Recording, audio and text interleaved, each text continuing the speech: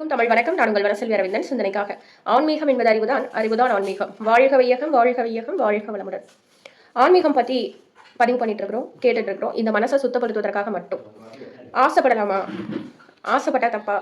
புத்தர் சொன்னார், ஆசைதான் எல்லாத்துக்குமே, எல்லா துன்பத்துக்கும் காரணம் அப்படின்னு. இந்த வாழ்க்கை அப்படின்னா இன்ப துன்பம் கலந்தது அப்படின்னு நம்ம பேசுவோம். ஆனா ஞானிகள் சொல்றாங்க இந்த வாழ்க்கை துன்பம் மட்டும் நிறைந்தது அப்படின்னு. அது எப்படிங்க ஒத்துக்க முடியும்? எவ்வளவு இன்பம் இருக்கு. நம்மளே கொஞ்சம் ஆழமா யோசிச்சு பார்த்தோம் அப்படின்னா, சாப்பாட்டில் சிலருக்கு சில சாப்பாடு ரொம்ப அதிகமாக பிடிக்கும், ஃபேவரேட் அப்படின்னு சொல்லுவோம் இல்லையா? அப்போது ரொம்ப பிடிச்ச ஒரு சாப்பாடாகவே இருந்தாலும் எவ்வளோ சாப்பிட முடியும்? ஒரு அளவுக்கு மேலே போகும்போது பிடிச்ச ஒரு விஷயம் எதை இன்பம்னு நம்ம நினைக்கிறோமோ அந்த இன்பம் அதுவே துன்பமாக மாறிடுது. சாப்பாடு மட்டும் இல்லை, எல்லாமே அப்படிதான். எதை நாம இன்பம் நினைச்சிருக்கோமோ அந்த இன்பம் ஒரு குறிப்பிட்ட கால, ஒரு நிமிஷமோ 2 நிமிஷமோ 3 நிமிஷமோ ஒரு உணர்வு இருக்கு இல்லையா? இப்போ ஒரு காதல்னு எடுத்துக்கலாம். காதல்ன்ற உணர்வு வந்து பொதுவாக இந்த இல்லற வாழ்க்கையில, இந்த பௌதிக வாழ்க்கையில மிகப்பெரிய சந்தோஷம் அப்படின்னா இல்லற சந்தோஷம் அப்படின்னு சொல்றாங்க. அது நிரந்தரமான சந்தோஷம் தானே.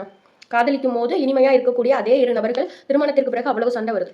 திருமணம் தான் இனிமை அப்படின்னா அதுக்கப்புறம் திருமணம் முடிஞ்சதுன்னா நிறைவாகணும்ல. குழந்தையே மனம் தேடுது. குழந்தை பிறந்துட்டா மனம் நிறைவாகணும்ல. அந்த குழந்தைக்கான ஒரு வாழ்க்கைக்கு எதையோ ஒன்று தேடிட்டு இருக்கிறோம்.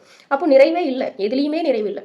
இந்த வாழ்க்கை இன்ப மாதிரி ஒரு மாயையை காமிச்சு கடைசியா அது துன்பத்துல தான் கொண்டு போய் முடிக்குது அப்படின்னு ஞானிகள் சொல்றாங்க. ஆழமா சிந்தனை செய்து பார்த்தோம்னா அது உண்மையா தானே இருக்கு அப்படின்னு நமக்கே தோணுது. எதை பார்த்து வியக்கலாமா?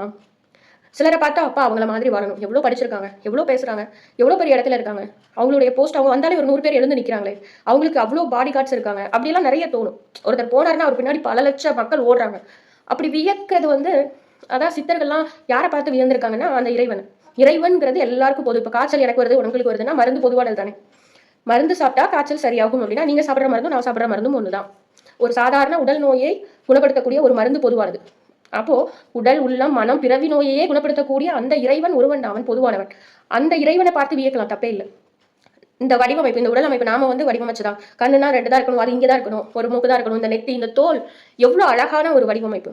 எவ்வளவு பெரிய அறிஞனாக இருந்தாலும் சரி ஒரு சொட்டு ரத்தத்தை உருவாக்க முடியாது அந்த இறைவன் ஒரு உயிரை படைக்கணும், அந்த உயிருக்கு பாதுகாப்பா இருக்கணும்னு ஒரு கர்ப்பப்பை ஒரு பெண்ணுக்குள்ள வச்சு ஒரு குழந்தை பிறந்ததுக்கு அப்புறம் அந்த குழந்தைக்காக நம்ம எவ்வளவு சேர்க்கிறோம், நிறைய சேர்க்கணும், என் குழந்தை நல்லா இருக்கணும்னு போராடுறோமே. வயிற்றுல இருக்கிற போது நம்ம ஏதாவது செஞ்சோமா?